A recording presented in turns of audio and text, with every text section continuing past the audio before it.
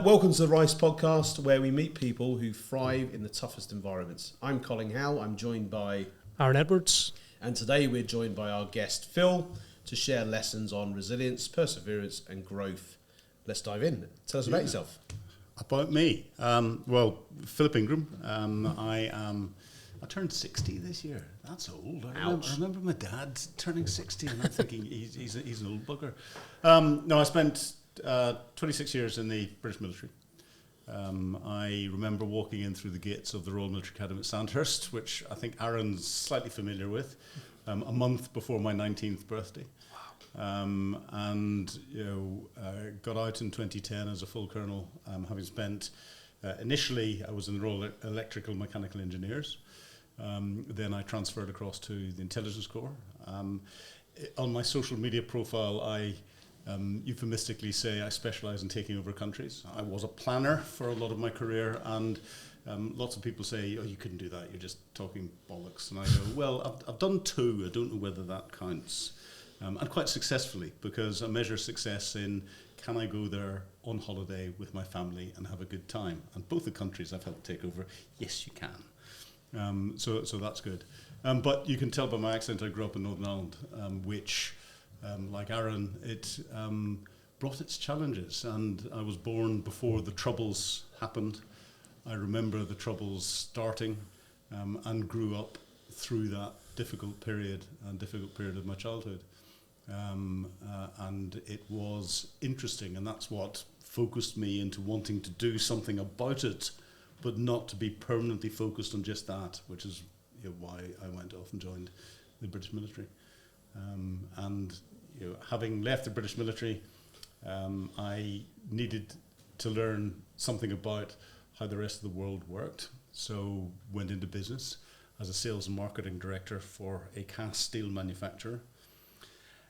Top tip, if you ever want a life, don't be a sales and marketing director for a company that operates internationally. Because I found 3 weekends out of 4, I was at Heathrow, having melted the company credit card to get a business class or sometimes first class flight to the Far East or the Middle East, because we had clients there, for the boss to expect me to be back in for the weekly routine back again on Monday. And it sounds very glamorous when you're doing first class and business class. It's not, after you've done it for the 3rd, 4th, 5th, 6th time, and you're going, I'm knackered. And we had factories all over the UK, so I used to have to drive around all of those. And then got into the media business, sort of by accident, because having left the steel industry, I set my own company up, marketing into the security industry. It got spotted by a business-to-business media outlet who said, "Oh, what you're setting up would fit into our portfolio quite well. Would you consider joining us?" And I thought I'd started the negotiations with them, and then as those progressed, they turned around and said, we need someone to run the company, and we've got some problems here, we need someone to fix that, and we need an editor-in-chief. And I thought, okay, this is a bit of a challenge. So I went in and did that for 3 years. So I have a question about that. Can you go on holiday there now with the same company? It's gone. Okay. I left, it folded. So yeah, it was bought out by another company, and then all the brands have gone. So yes, I can. It's there's detritus sitting around where the offices were. In fact, I think the offices are still there. But then that got me into the media business, and having got that as far as I could for 3 years, the financial backer wouldn't let me fix it, because the final problem was a personal friend of the financial backer. I then left and set up my own company looking at media, and I now do sort of 4 things. Mainstream media, which is growing and growing and growing. I've got my own programs on Times Radio and just started one in The Sun, and there's more developing in that. Business media in the security, counter-terror, defence industry. I put high-level conferences together, which Aaron every now and again comes and very kindly talks at. We have to give him some outlet to come and expose what he's thinking about. And then the 4th thing is anything else that interests me, which is great, because I can stick my fingers in lots of different pies. None of them ever pay any money, and they usually cost me lots of money in doing it, but it's fun, and it's nice to be in a position to do that. Good. So let's dive back. You've mentioned sort of growing up in Ireland. which obviously reinforced the decisions of going into the British Army. What's the sort of key thing in your early days that sort of reinforced that that's the direction I want to go, and why I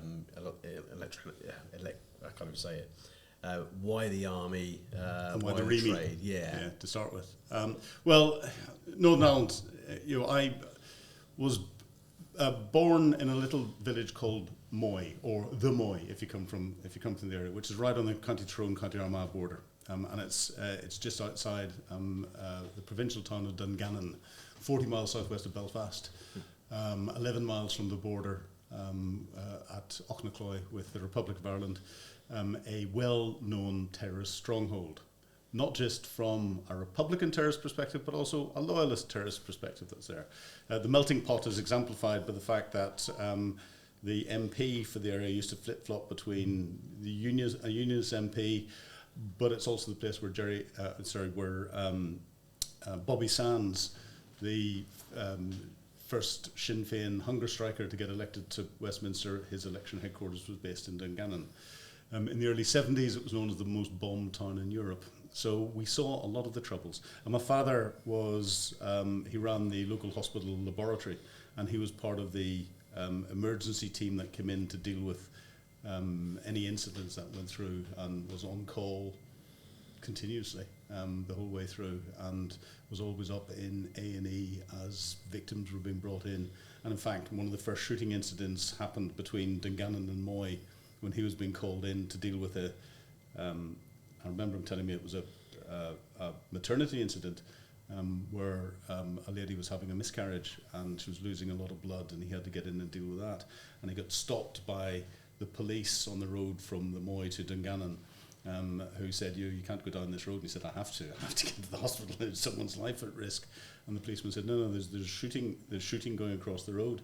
And there was an IRA terror cell, and I think at that time it was official IRA terror cell that had been firing at a police patrol further up the road, and he drove through and he said he could see bullets going in front of tracer rounds going in front of the car as he got up there.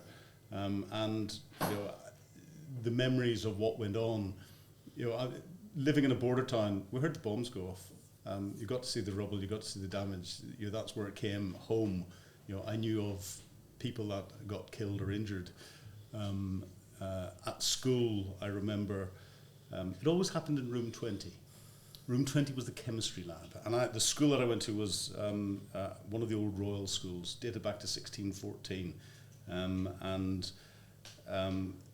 the building went back that far, and room 20 was in the old part of the school.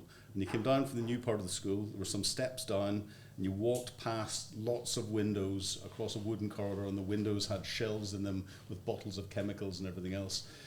And every time someone in one of my classmates lost a father, a mother, a relative, or whatever, they were always told in room 20.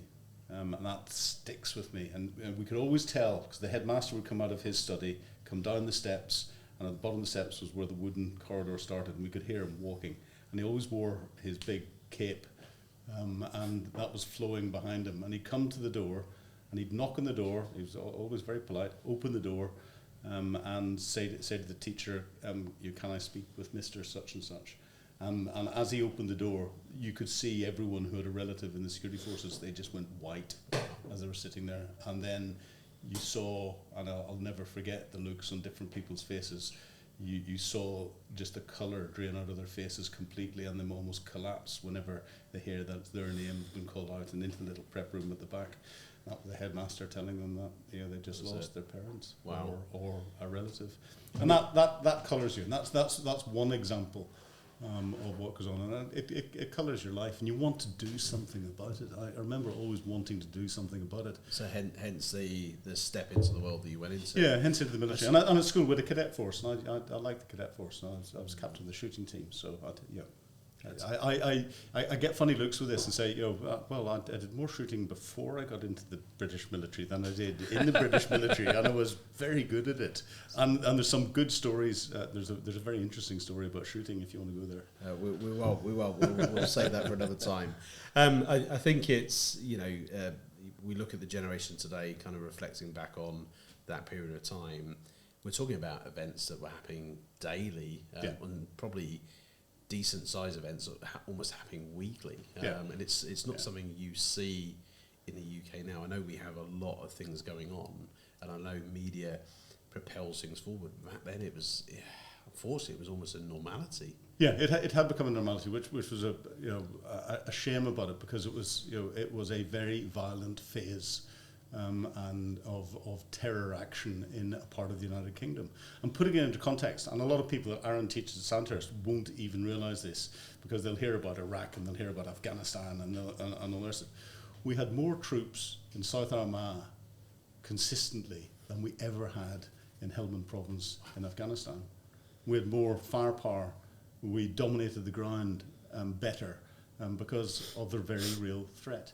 And I remember roads, and joined the army to see the world. My first ever posting was back home, and we dominated the ground, and we there were no go areas. We just couldn't drive. Had to fly in and fly out because it was the threat was there. And luckily, having grown up with it, I knew a lot of it because I'd driven across booby trap bombs and culverts and past shootings. The garden at the front of our house, I remember hearing machine gun fire one afternoon, and I was in the garden, and I walked out the garden gate to the front drive, and I could smell the cordite, and the machine gun team was the other side of the fence in our neighbour's garden, and it just fired up at a police permanent checkpoint. Wow. And that was normal, right? So a lot of people would say that one of the things we were very interested in terms of travel safety is the presence of the abnormal. But for you, that's the presence of the normal, really.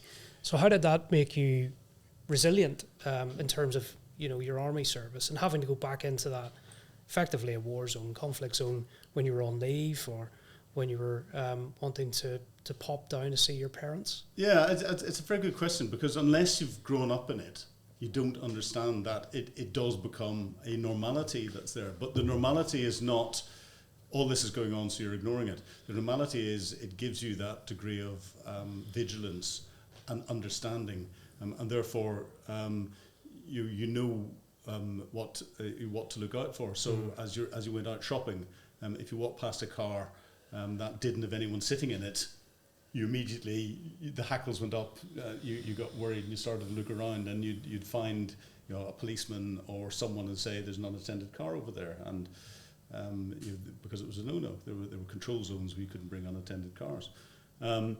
It in some of the areas really polarised the communities, but in other areas it didn't. The communities came together, but it built up an element of distrust within some of them. I was very fortunate, brought up in a very mixed community in what was quite a harsh, polarised town. And that translates into whenever you then get into the military and you're being put into areas where you are in danger. Well, I've been shot at. I've had bombs go off close to me, and that's before I even joined the military. So whenever you're in there and you're in a situation where there's gunfire going off, you're not going, oh my goodness, that's the first time I've come across gunfire. It's, that's high velocity, that's such and such. I can hear it, so it's not coming directly at me, but I need to be worried. Or that bang, that wasn't very big. You want to hear a 500-pound car bomb going off, and you can talk through that. And for me, actually, when I got into the military, I said earlier, joined the army to see the world. My first ever posting was back to Northern Ireland, and I was 19 years old. I was one of the permanent staff in a enrolment unit where my troops would come in from Germany, trickled in every 4 months, and then they go back to their main unit. But what gave me credibility was standing up in front of them and briefing them, because I had the accent, I had the local knowledge. Most 19-year-old second lieutenants, everyone knows they know nothing and they're not allowed to do anything. I had a slight advantage because But you didn't have the haircut at the time. I didn't have the haircut at the time, and I had a frightening moustache, but then most people in the early 80s did. Yeah. And what about the subsequent tours that you did operationally to the Balkans, right? Yep. And then further afield. Did you find that your early service, your early career and your early experiences helped form the sort of leader and officer that you became while on operations elsewhere? Very much so, and I think joining the military at such an early age, going in through Sandhurst was quite hard. I injured myself towards the end of it, but you know nothing different, so it's easy to be moulded with the capability and that resilience that you got having grown up in an area with an awful lot of things that were normal to me, but should never be normal in any proper society. Gave me an understanding of going into conflict zones and that vigilance and things to look out for and all the rest of it. And I think when it comes to operational tours, I'd mug at the top of my file when they were looking for people, because the Balkans, I was amongst one of the first groups of people sent in there into Croatia before Bosnia even happened. And that was up Hanwood. They just extended the name to Bosnia, where we sent a medical battalion in to support the United Nations. And I was in the RiME then, second in command of the logistics support company. But we were the only troops that weren't wearing red crosses on our armbands, so London could use us for things that they couldn't use the medics for under international law. So we were used for lots of that. I was, I've done each of the Balkans countries. I was then part of the NATO planning team that was planning to go into Bosnia, and I was the planning coordinator for us taking over from the United Nations after the Dayton Peace Agreement.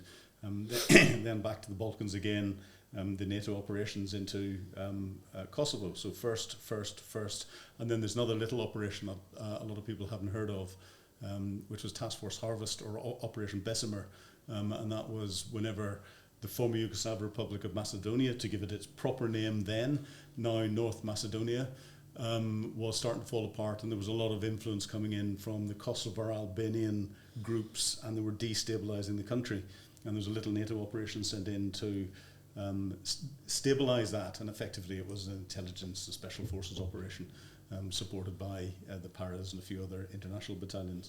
And when we were there, 9/11 happened, and there was a big American base in the area. So, I've frequently found myself in positions where, having to go out, and then I was head of intelligence, out into different positions where you're in a situation where you're sitting down and talking to people who are very, very nasty people, but you need to go out and talk to them, because you're not going to get your information from nice people who spend their time in front of a telly or at home, and looking around going, I'm on my own here. There's me, there's a couple of others from my team, but if anything goes wrong, I'm on my own. Yeah. But you've got that resilience, you've got confidence. It's not an arrogance, it's a confidence in your own ability.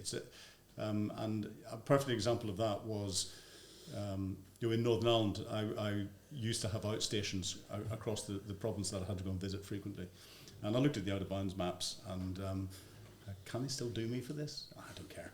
I looked at the out of bounds maps and go, I saw that, I know that road, I'm taking that road even if it said totally out of bounds. And I was driving up from Belfast to Derry, Londonderry one day, and I was going through one particular village, and I thought, God, the traffic's heavy for today. And then all of a sudden, I saw the hearse, and I went, shit.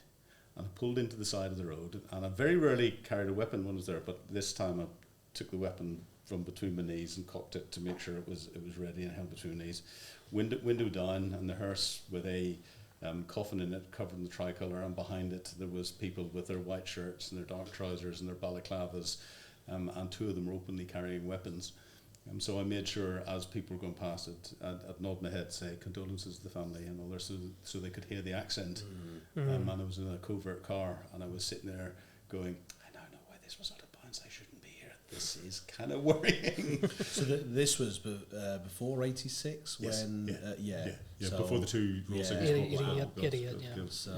So ultimately, I mean, for the viewers here, talk about 86, and just to give a bit of context to that situation and what happened in 86, if you can. Yeah, well, there were two Royal Signals corporals in a covert car. They were going out around different covert communication sites.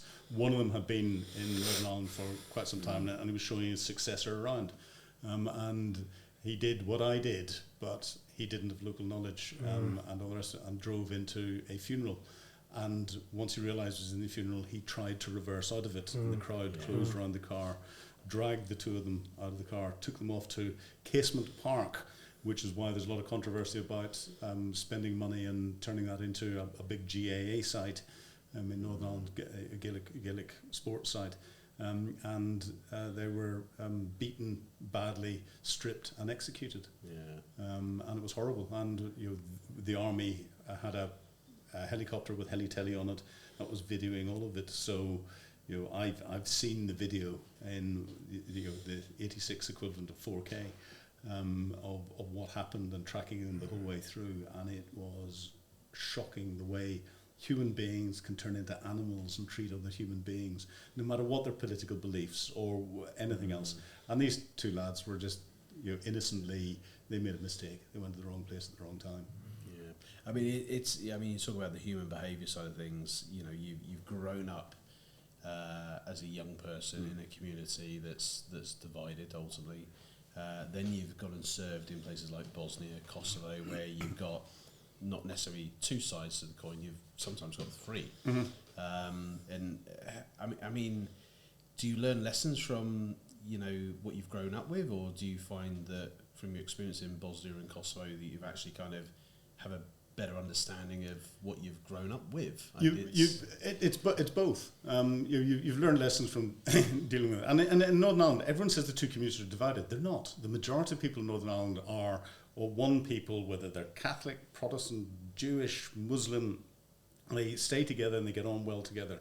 There are minorities on both sides of the community who are extremes, and unfortunately those minorities are represented disproportionately in the political structures that are there. So that's why we hear so much about it, and then that is represented in a way I describe as disinformation in social media. So everyone thinks that it's two sides, Catholic versus Protestant, English versus Irish, and I turn around to lots of people in Northern Ireland turn around and say, oh, we go back to the Battle of the Boyne in 1690, which is why all the Orange men go out marching and everyone protests about the bonfires and the 12th of July parades. And I say, 1690 is celebrating a Dutch interloper king who his sexuality came into question, had German and Scottish and Dutch mercenaries fighting against an Irish army that was led by an English king. Yeah. And by the way, the Pope backed the Dutchman, and he was Protestant. So if people try to put clear splits and go, this is that, they don't know what they're talking about. They really don't. Wow. And it's the minorities. But I sat down. I remember sitting down in Iraq and talking about when I was there with my Iraqi liaison officer, who was an intelligence officer in their division that was co-located with us. And as we're sitting down talking through things, we were talking about the Sunni-Shia relationship and how the Iranian influence was coming in and everything else. And I said, yes, I get that. I come from where you get differences in communities because I'm from Northern Ireland. He says, yes, of course, you understand. And that in itself opened a lot of doors for me. Breaks down those barriers. And I've used the same in the Balkans as well, and working three ways. And again, we try to... Part of the problems that we have is we oversimplify things. And because I understand the complexities in Northern Ireland, I could apply that when I'm looking at the understandings in the Balkans. Because I remember sitting down looking at Bosnia, and we had a number of different villages where in one village there was the Croats and the Serbs fighting the Muslims. The next village, a kilometre away, there was the Muslims and the Serbs fighting the Croats. In the next village, you got different groupings, all three of them fighting with each other. And people were going, but this doesn't fit with the little labels that I've got and all the boxes. And we sat down and analysed it and went through and went out and asked different questions. And the reality was, it was families settling old family scores from what had happened during the Second World War. It wasn't because they were Muslim or Croat or Serb. They didn't really care. It was that family had pissed them off because, they'd got married, they'd split up, and they owed them, and they'd stolen a cow, or something else had happened. Something they refer to as blood feuds in it was. the Balkans. It Wow. was. So already you're talking about the complexity of conflicts, and by not simplifying it, can I just ask, tracking back before 9/11, you transferred to the intelligence corps. What made you take that step? That's a good question. You know, I was doing well in the Royal Electromechanical Engineers, had great fun during the Cold War, you know, commanding a forward repair group and commanding a workshop in Germany. But when the Cold War was on, it was great. We had big armoured formations. We went out and we did stuff, and we drove tank divisions across Germany and all the rest of it, and stuff broke down, and we had fun working the woods, and you know, I had my own, you know, lots of armoured vehicles. It was great fun. But then as you progress up RiMi started to go, yes, we want all of our officers to be professional engineers. Well, my degree was a very social degree in applied sciences, not engineering. And therefore it was going to be difficult for me academically to go and do the engineering bits that I'd need to become a chartered engineer. And I thought, there's no need for that. You're leading people to do a job. I need people who know what they're doing. It's all down to leadership.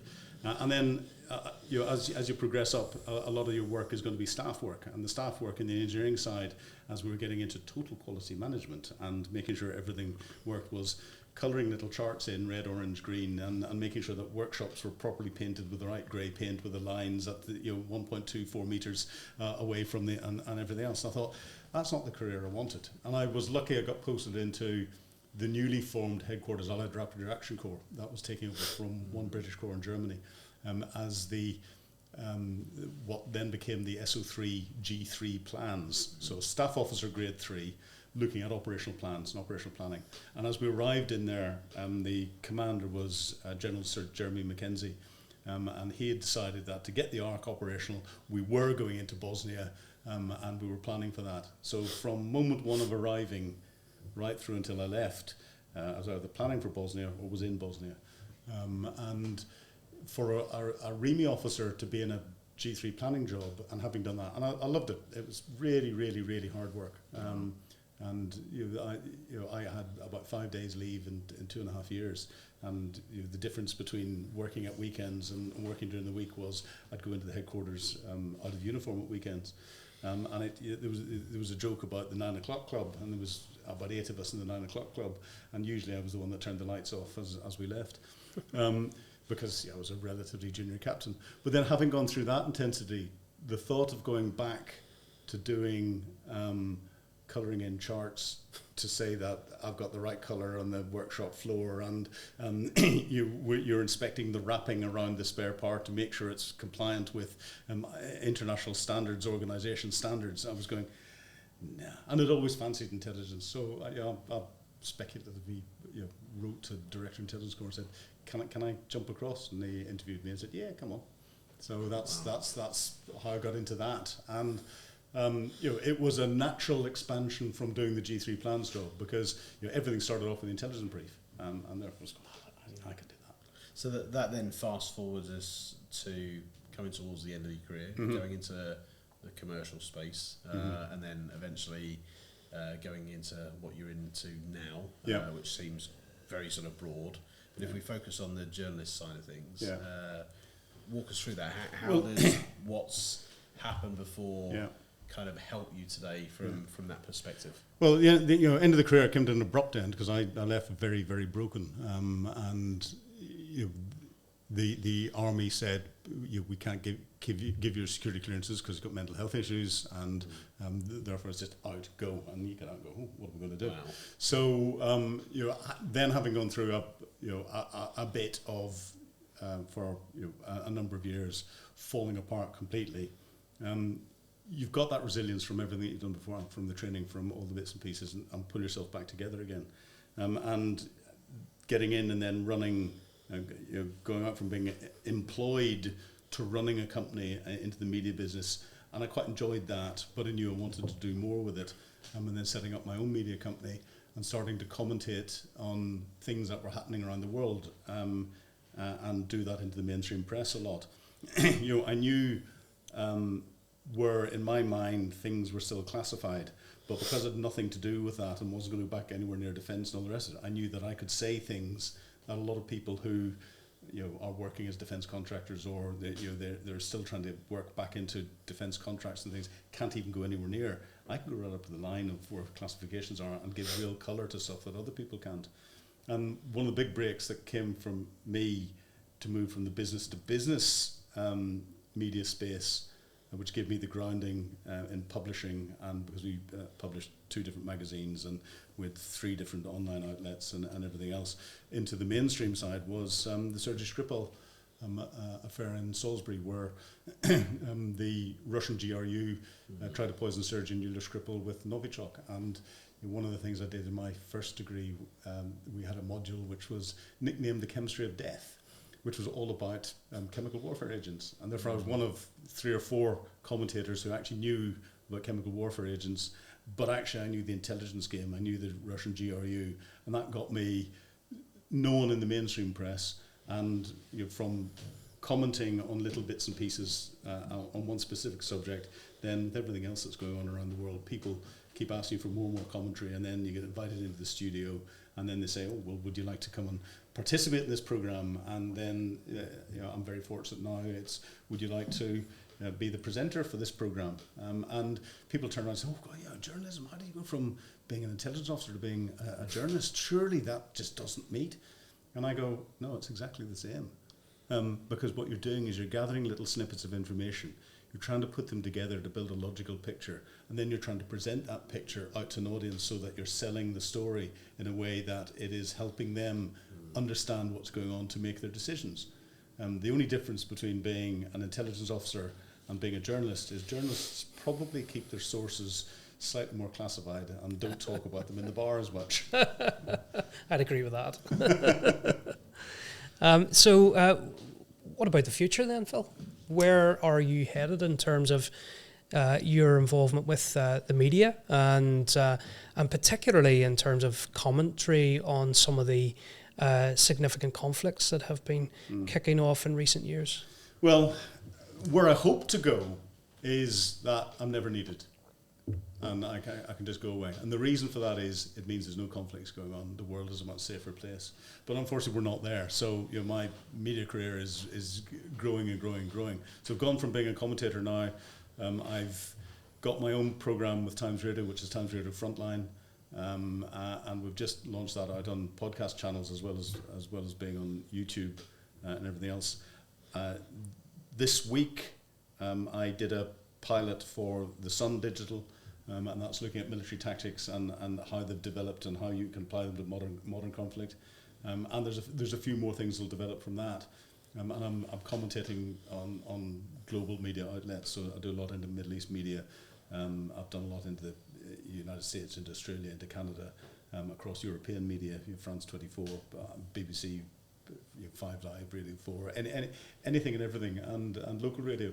And where I'm finding my media career is going now that I've been recognised as a commentator and the expertise in there. Actually, I'm being brought in to do more general stuff, so about general news and politics and everything else that's going on. So I'm a presenter's friend on a Thursday with Julia Hartley-Brewer on Talk. And if I can survive 3 hours in the studio with Julia Hartley-Brewer, that proves that the resilience that I've got in me that's come through the whole of my life is fantastic. She does take prisoners. No, she's a very good mate, and we get on like a house on fire. We just hope that they never broadcast what we're talking about whenever we're in our breaks. No hot mics here. So I going to kind of wrap this up a little bit. If you were looking at journalists that are active in complex environments today, and I know this is something we've spoken about, about a year ago, what sort of advice would you give to them? I mean, you've got a wealth of experience, and before you've gone into this world and operate, not just as from a journalist point of view, but from a military point of view, what advice would you give to support them on, going into a new environment where they're having to understand the divides of a society, for example? I think the advice, most journalists do this, is they need to do the research. They need to understand the complexity of what's going on the ground. But they also need to know that whenever they fit in, that they're not this pink fluffy, or as we see, wearing blue helmets and things, fluffy thing that goes in that everyone's going to go, yeah, you're a journalist, we'll protect you, we'll look after this. And a lot of the stuff that they're going in with, whoever's supporting them is not thinking about A, the risk to them as an individual, and B, the risk to the people that they're going in through. So, a perfect example of that is a friend of mine who is a very senior journalist with Associated Press, one of the biggest outlets in the globe, going into Ukraine and going up to forward positions in Ukraine to interview people in the military. And she was sent in with her personal telephone. There was no change of SIM card or anything else that's in there. And the electronic warfare from the Russians will have identified this foreign telephone going into different positions, and she's standing there talking and then making phone calls afterwards, and coming out. That is giving those positions away. But also it means that not only do they know those positions, the Russians will have known that there's a foreigner that's coming in and out, and they don't know whether that's someone that's part of the Ukrainian International Brigade. So putting themselves at risk. And it's down to the basics. It's down to thinking and understanding the complexities that there are in different conflict zones, and lip service is paid to it, and that's the trouble. Yeah. And the way media is going today, everything is about speed, and therefore our media is becoming part of the disinformation war that's out there, and they're falling for it on too many occasions. And a lot of our, even some of the biggest journalists, don't understand that they don't just inform anymore, they influence. And they don't understand the power that influence, that headline, that opening comment has on some people. Yeah. And there's a knock-on effect to every story, right? It's, I mean, whether it's the journalist going forward and identifying a position, that has a knock-on effect to the community or the troops on the ground. Yep. And then you've got the other side of it where, the story they're telling might, challenge a certain narrative that compromises the people that they've interviewed, for example. It could do, or compromise our political position. If we had another 2 or 3 hours on the podcast, I could talk through the disinformation that has grown from, the conflict in Ukraine, through to what China is doing in Southeast Asia, through to what's happening between Israel and Gaza, and what we're seeing out of there, and it's shocking the amount of disinformation that is going around because people are putting things. Now I've seen our mainstream press put out at the primetime news videos of things that they've said this is what has happened, and I'm going, no, that's staged, that's made up, and you can tell it's staged because of that. You describe that as phosphorus fire. It's not. Look at the colour of the smoke. It's and you apply that expertise, and they're not. They don't have time now to be properly trained to understand the complexities that are in there, and they don't think that they are influencing as much as they actually are. Well, I think we'll wrap it up there. It's we could talk all day on this. Been an absolute pleasure. So my pleasure. Thank you for having me. Yeah, thanks very much. I'm sure we'll talk more now, but absolute pleasure having you. And thank you very much, Phil. Welcome. No, my pleasure. Thanks for having me. Pleasure. So, all right.